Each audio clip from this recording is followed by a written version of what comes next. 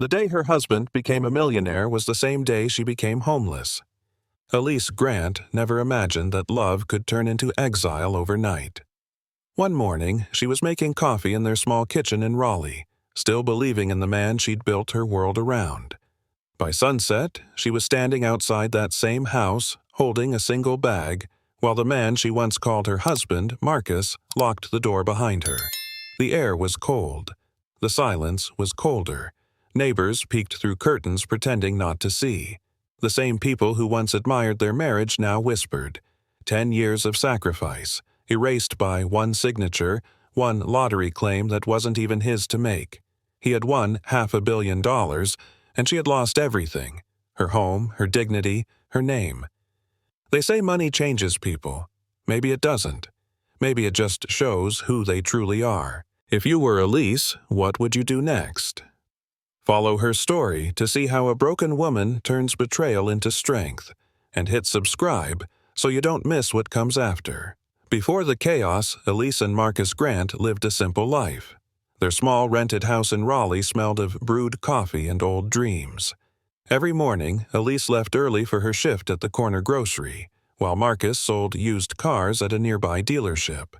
Money was tight, but laughter still found its way through cracked walls and mismatched furniture. Friday nights were for reruns on their aging TV, 2 cups of cheap wine, and the comfort of silence between people who thought they understood love. Elise believed they were a team, 2 souls rowing through life's current together. She didn't need luxury, just peace. Sometimes Marcus would tease her, saying, "You and your coffee could survive any storm." She'd laugh and reply, "Only if you're my umbrella," and they were far from perfect, but in her eyes they were enough. Back then, Elise thought happiness was built on patience. She didn't know that patience can turn into blindness when love starts to rot. Marcus often said, "Someday we'll catch a break."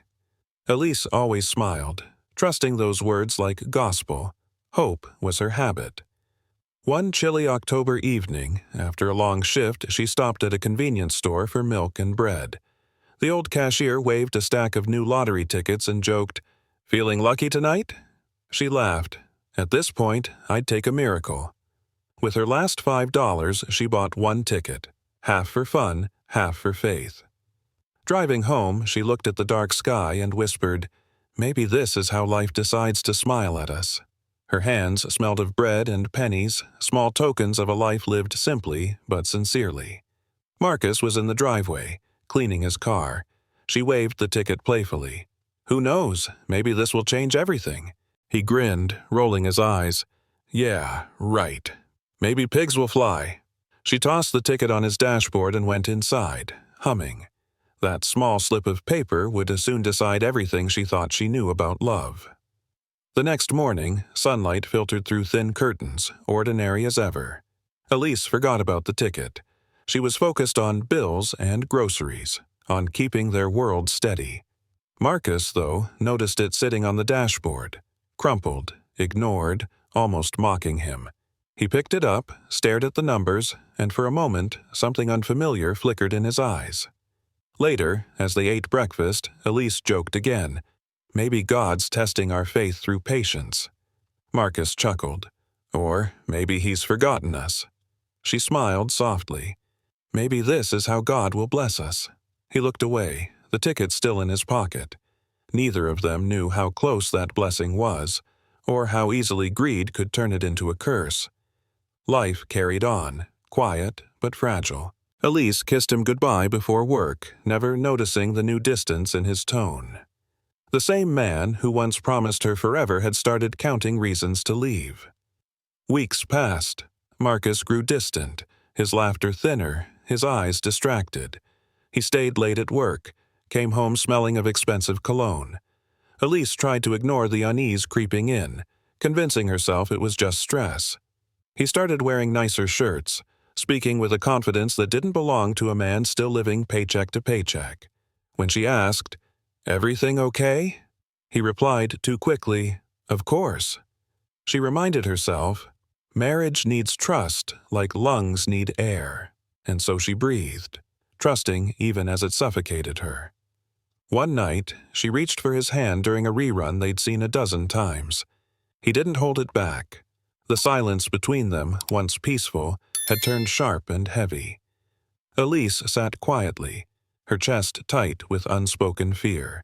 She didn't know it yet, but the man sitting beside her was no longer hers, and soon the home she worked so hard to keep would no longer be hers either. Weeks turned into months, and the distance between them grew like fog. Then, one Friday morning, the news broke. It was a gray Friday morning when Elise turned on the flickering old TV in the corner. The local news anchor smiled too brightly as she said, "A winning Powerball ticket worth $500 million has been claimed right here in Raleigh." Elise laughed, shaking her head. "Wouldn't it be funny if it were you, Marcus?" Marcus froze for just a breath, eyes wide before he forced a grin. "Yeah, right. I'm not that lucky." He turned away too fast. Elise caught the tremor in his voice, the twitch in his jaw, but she ignored it. She wanted peace, not suspicion. That evening, he said he had paperwork to finish and left. Hours passed. Elise fell asleep on the couch waiting. When she woke at dawn, the house was quiet, his jacket missing, his side of the closet half empty. She stood in the doorway, hands shaking. A single truth began to rise inside her like a slow storm. Whatever that news meant, it had already changed her life forever. The next morning, the world felt heavier. Elise brewed coffee, poured 2 cups out of habit, and waited. The clock ticked louder than usual, marking every second he didn't return. She checked her phone. No calls, no messages. His number was disconnected. His coworkers hadn't seen him. Even his car was gone from the driveway. The space beside her at the kitchen table looked like a ghost of the life they'd built. She sat, staring at the chair across from her. "You could have just said goodbye," she whispered. Her voice cracked like old wood. By evening, she stopped pretending he'd come back. She unplugged the TV, shut the blinds, and lay on the couch, eyes open until sunrise. In that silence, Elise finally understood that the sound of abandonment isn't shouting or doors slamming. It's nothing, just a heartbeat echoing in an empty house. By the third day, exhaustion turned into dread. And then, the knock on her heart came, not from him, but from fate. 3 days later, Elise came home from work carrying a bag of groceries. She stopped cold. Her belongings were stacked neatly on the porch, boxes labeled in Marcus's handwriting. Rain drizzled down, soaking everything she owned. A folded note sat on top. "Don't make this harder than it has to be. You'll be fine." She tried her key, but it wouldn't turn. The locks were changed. She knocked once, twice, no answer. Through the window, she saw new curtains and the faint shadow of another woman moving inside. Neighbors across the street whispered, but didn't step closer. Elise stood there, drenched, hugging a box of her old clothes. Her wedding photo slid out, its colors running with the rain. She whispered, "You took my life, Marcus." That night, she slept in her car, clutching her purse, listening to thunder roll. Every sound reminded her that love had thrown her out faster than any storm. Weeks passed in slow agony. Elise stayed on a friend's couch, surviving on cheap coffee and restless nights. One evening, scrolling her phone, she stopped breathing. A glossy photo filled the screen. Marcus in a tailored suit, arm around a woman in red. The caption read, "New beginnings, forever grateful." The backdrop was a mansion she had never seen, yet paid for with her pain. Elise stared until her eyes burned. She didn't cry. She didn't scream. She simply turned off the phone and let the darkness swallow her thoughts. People imagine betrayal as thunder, as chaos. But Elise learned it's quieter than that. It's the silence between heartbeats, the dull ache that never leaves. That night, she whispered, "You stole everything, and I still can't hate you enough." Then she realized, what hurt most wasn't the loss of money, or even love. It was losing the version of herself who believed in him. In the months that followed, Elise moved into a tiny room above a laundromat. The hum of washing machines below became her lullaby. She ate soup from cans, worked extra shifts, and told herself each sunrise was proof she was still standing. One night, exhaustion hit hard. As she lay in bed, her mother's voice echoed in memory. "Betrayal doesn't start with a knife, baby. It starts with a whisper." The words sank deep. Marcus's betrayal had started the moment he looked at her and saw limits instead of love. She sat up, staring at the cracked wall, and whispered, "He took my house, but not my fight." Elise decided she would rebuild, not for revenge, but to remember who she was before greed touched her life. The world had taken everything from her except one thing, her will to keep breathing, and that, she realized, was the first step to winning back her life.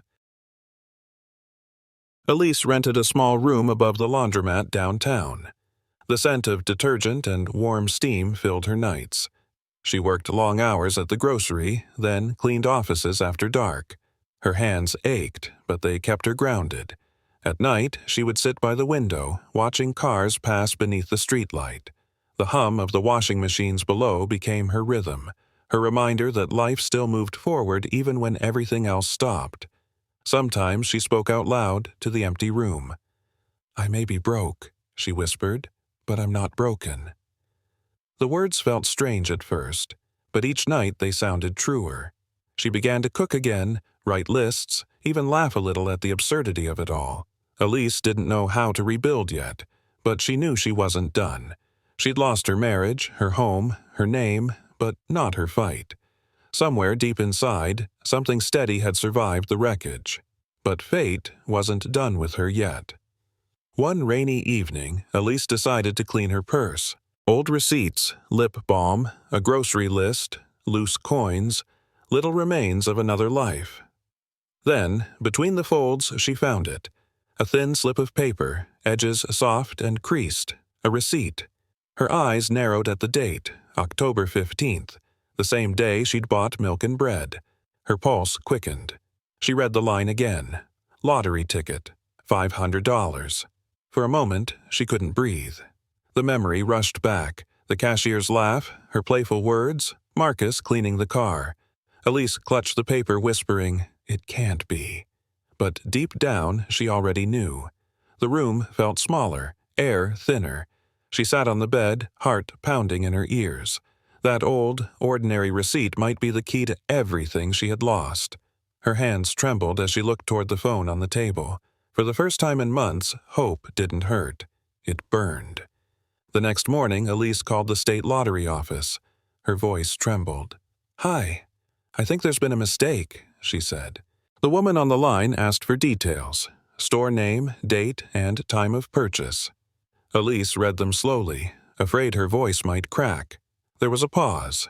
"Ma'am," the woman finally said, "please hold for a moment." Every second felt like an hour. Elise could hear her own heartbeat through the receiver. Then the voice returned, steady, almost hesitant. "We reviewed the footage from that location. A woman matching your description purchased the ticket. The timestamp matches the winning one." Elise gripped the phone tighter. "You mean, it was mine?" "Yes, ma'am. You're the registered purchaser. Would you like to file a claim?" The room spun. She sank onto the floor, her breath uneven. The world she thought was gone suddenly cracked open. Everything Marcus had built on lies was about to unravel. Elise hung up the phone and sat frozen, the receipt clutched in her hand. Then tears filled her eyes, hot, relentless, unstoppable. She wept until she couldn't tell whether she was crying from grief or relief. When the sobs finally slowed, a strange sound slipped from her throat, a laugh. It started small, then grew louder, rolling through the room like a storm breaking. She laughed at the absurdity, the cruelty, the irony of fate. The same ticket that destroyed her had always belonged to her. Elise wiped her face, still half laughing, half gasping. "Oh, God," she whispered, "you really do have a sense of humor." The weight in her chest shifted. It wasn't gone, but it had changed. For the first time she felt the spark of power, small, quiet, but real. She looked at the receipt again and smiled through her tears. The game wasn't over. Not yet. A week later, Elise sat nervously in a downtown law office. Across from her was David Turner, a calm man in his 40s with kind eyes and a reputation for honesty. He listened without interrupting as she told her story, from the marriage to the eviction to the receipt in her hand. When she finished, he leaned back, silent for a moment, then said, "Mrs. Grant, you have one hell of a case." Elise blinked, uncertain. "You believe me?" "I do," David said simply, "and we're going to prove it." Something inside her eased, a knot she didn't know she'd been holding. He reached for the receipt, examining it carefully. "This is your ticket," he said, "and we'll make sure the world knows it." For the first time in months, Elise didn't feel invisible. She felt seen, heard, believed. As she left the office, the rain had stopped. She looked up at the clearing sky and whispered, "Game on, Marcus." David Turner officially took the case. The paperwork was filed, the claim prepared, and, for the first time, Elise saw her name printed where his once stood. She felt a quiet fire rising inside her. David looked at her and said, "This will be a fight, but it's winnable." Elise nodded. "Then we fight." That night, she stood by her window, looking out at the flickering streetlights. "Game on, Marcus," she whispered, her voice steady, not bitter. This wasn't about revenge anymore. It was about reclaiming what was hers, about dignity, truth, and the right to be heard. She pinned the receipt on her wall like a symbol, the same way soldiers hang their flags before battle. Each time she looked at it, her pulse steadied. He had stolen her fortune, but he wouldn't steal her story. That part was hers to tell. The weeks that followed were methodical. David and his team gathered every piece of proof. The store's CCTV footage, Elise's bank transaction, the cashier's signed statement, even a selfie Elise had taken outside the store that night. Each detail built a wall of truth around her claim. Elise came to every meeting, quiet but razor-focused. She didn't cry anymore. She didn't rage. She learned the power of calm. David admired her composure. "You don't have to be silent, Elise," he said once. She smiled faintly. Sometimes silence is louder. Late at night, she would organize papers on her table like puzzle pieces, tracing every date, every number. The same woman who once sold groceries now read legal documents like scripture. The more evidence they gathered, the more solid her resolve became. She wasn't just preparing a lawsuit, she was rebuilding her name. Marcus Grant became a media favorite. Interviews, photo spreads, headlines, from car salesman to millionaire. He wore suits that gleamed and smiled like a man who believed in destiny. Elise watched from her small apartment. One evening, the TV played his interview. The reporter asked, "How does it feel to go from selling cars to owning them all?" Marcus grinned. "Hard work and destiny. I always knew I was meant for more." Elise let out a small laugh, shaking her head. "You didn't earn it," she murmured. "I did." There was no bitterness in her tone, only clarity. She muted the screen, folded another document, and whispered, "You built your throne on borrowed ground." For the first time, she didn't feel small watching him. She felt powerful, because arrogance is loud. But truth, she thought, is patient. By spring, the story broke. Wife sues husband over stolen 500,000 lottery ticket. News vans lined the street outside her building. Strangers called her brave. Others called her crazy. Elise ignored them all. Her phone buzzed one evening. Marcus's name lit the screen. She hesitated, then answered. "What the hell are you doing?" His voice snapped. "Taking back what's mine," she said evenly. "You can't win this, Elise. You'll embarrass yourself. Then I'll lose gracefully, in court." There was silence on the line, the kind that cracks pride in half. Marcus hung up first. Elise smiled faintly, setting her phone down. David had warned her this would get ugly. But she wasn't afraid anymore. Public opinion didn't matter. Truth did. The lawsuit was now more than headlines. It was history being rewritten, one signature at a time. The courthouse smelled of old wood and tension. Cameras flashed as Elise walked in beside David. She kept her gaze forward, her heartbeat steady. Marcus sat across the aisle, dressed in a gray suit, his expression cold. Beside him, Sabrina looked nervous, her confidence cracking under the lights. David presented the evidence piece by piece. The receipt, The bank record, the video clip showing Elise handing cash to the cashier. The judge's brow furrowed as each exhibit was placed on the table. When the footage played, the courtroom fell silent. Elise on screen, smiling faintly, holding the very ticket that changed everything. Marcus shifted uncomfortably, his jaw tightening. Sabrina's hand slipped from his. David's voice was calm but firm. "This is not about money, Your Honor. It's about ownership, honesty, and theft." For the first time, Elise felt the weight of justice beginning to lean in her favor. The courtroom held its breath as the footage replayed. On screen, Elise appeared, hair tied back, jacket damp from rain, handing $5 to the cashier. The timestamp blinked clearly. October 15th, 7:42 p.m. Then came the next clip. Marcus entering the lottery office 2 days later, holding the same ticket, signing his name with a confident smile. Judge Eleanor Brooks leaned forward. Her tone cut through the silence. "Mr. Grant, do you have any proof this ticket was yours?" Marcus stammered, I found it in my car. I thought—" "Mr. Grant," she interrupted, "ignorance is not a defense when deceit is evident." Her eyes softened as she turned to Elise. "Mrs. Grant, the evidence is clear. You are the rightful owner of the winning ticket." Gasps filled the room. Cameras clicked. Elise didn't move, didn't speak. She simply closed her eyes, letting the words wash over her. For the first time since that terrible day, she wasn't invisible. Justice, at last, had spoken her name. When the gavel struck, it didn't just close a case, it opened the fall of a man. The verdict spread like wildfire.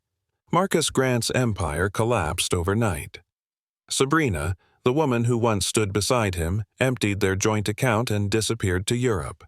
Luxury cars were repossessed, the mansion seized to repay legal costs. The man who once bragged about destiny now hid his face from cameras. Elise watched the coverage quietly. She didn't smile. Watching him fall didn't bring joy, it brought closure. Reporters swarmed Marcus outside court. One shouted, "Do you have anything to say to your wife?" He lowered his head, whispering, "She wasn't wrong." Those words echoed everywhere, on TV, in papers, online. The same man who once erased her had now spoken her truth aloud. Elise turned off the television and whispered to herself, "That's enough." The world saw a ruined man. She saw something different, a lesson. Greed burns faster than any fire. The next morning, Elise stood outside the courthouse surrounded by microphones and flashing lights. Reporters called her name, questions flying from every direction. One asked, "Do you forgive him?" Another shouted, "How does victory feel?" Elise took a breath. "I didn't want revenge," she said softly. "I wanted truth." The crowd quieted. Her calm voice carried farther than any outburst could. "Money comes and goes," she continued, "but integrity, that's what stays when everything else is gone." Her words trended within hours, but Elise didn't care. She wasn't chasing fame, she was reclaiming peace. Later, at home, she looked at the winning ticket framed on her desk. It wasn't a symbol of wealth anymore. It was proof that truth, though slow, never loses. For the first time in a long time, she slept through the night without fear. Days turned into quiet weeks. Elise went back to her small apartment, switched on the old lamp, and let its soft yellow light fill the room. She brewed coffee the same way she used to, only now the silence felt different. It wasn't lonely anymore. It was hers. She no longer checked the news. She no longer replayed the past.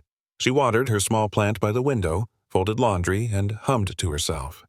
The hum of the city outside sounded like forgiveness. The woman who had once been broken now found comfort in stillness. Sometimes she'd look out at the street and whisper, "Thank you, God, for teaching me through loss." Peace didn't arrive with money or fame. It came quietly, like morning light touching the edge of her window. Months later, Elise opened a modest office downtown. The sign above the door read Grant and Grace Foundation. Her mission was simple, to help women rebuild after betrayal, abuse, or financial ruin. She hired single mothers, widows, and women who had been told they couldn't start again. Her story inspired them. David Turner became the foundation's legal advisor, volunteering his time. When Elise thanked him, he smiled. "Justice gave you peace. Now you're giving it to others." She nodded. "We can't erase pain, but we can make sure it has purpose." The walls filled with photos of women smiling again, each one a testament that loss can lead to light. At the end of each day, Elise stood by the door, watching them leave, her heart steady. She'd lost everything once, but now she was helping others find themselves. Working side by side at the Grant and Grace Foundation, Elise and David became a quiet team. Their days were filled with paperwork, meetings, and stories from women who reminded Elise of her own past. David never rushed her, never treated her like a client or a symbol. He simply listened. Sometimes, during late evenings, they'd share coffee and laughter after long days of helping others. He'd tell stories about his late wife, about loss, and about starting over. Elise would listen, realizing how grief connected them without words. They learned each other's silences. When Elise felt overwhelmed, David didn't comfort her with cliches. He just sat nearby, steady and kind. The bond between them grew slowly, built on trust, respect, and shared purpose. It wasn't romance, it was recognition. Two souls who had survived life's fire and still chose gentleness. For the first time, Elise didn't feel alone in her healing. She was learning that love can begin quietly, not with sparks, but with understanding. Months later, the foundation celebrated its first major victory, helping a woman win back her stolen inheritance. The press called it poetic justice. For Elise, it was personal. After the meeting, David found her alone in the office, holding the case file with a soft smile. "You turned your pain into purpose," he said quietly. Elise looked at him, eyes warm. "Maybe purpose brings love too." The words hung between them, gentle, but full of truth. David's expression softened. "Maybe it does," he replied. They stood there for a long moment, no promises, no rush, just a shared peace. Outside, laughter from the staff echoed through the hall. Elise realized that this simple, unspoken connection, was the kind of happiness she'd stopped believing in years ago. Her heart no longer carried anger, it carried gratitude. But healing has a way of bringing the past back, one last time. One December afternoon, Elise stopped by a small park near downtown. She noticed a man sitting on a bench, shoulders slumped, eyes hollow. For a moment she didn't recognize him. Then she did. Marcus. His once polished shoes were scuffed, his coat worn thin. A paper cup sat at his feet. When he looked up, shame filled his face. "Elise?" he said softly. She nodded, calm. He swallowed hard. "I've lost everything." Elise's voice was steady. "I know. You lost more than money, Marcus. You lost peace." He looked down, tears pooling. "I was stupid. I thought wealth would make everything better." "Never does," she replied.